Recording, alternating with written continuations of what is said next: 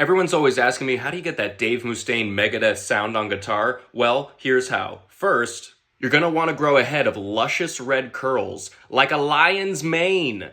And then you just kind of snarl the lip a little bit, like, and then you let it rip.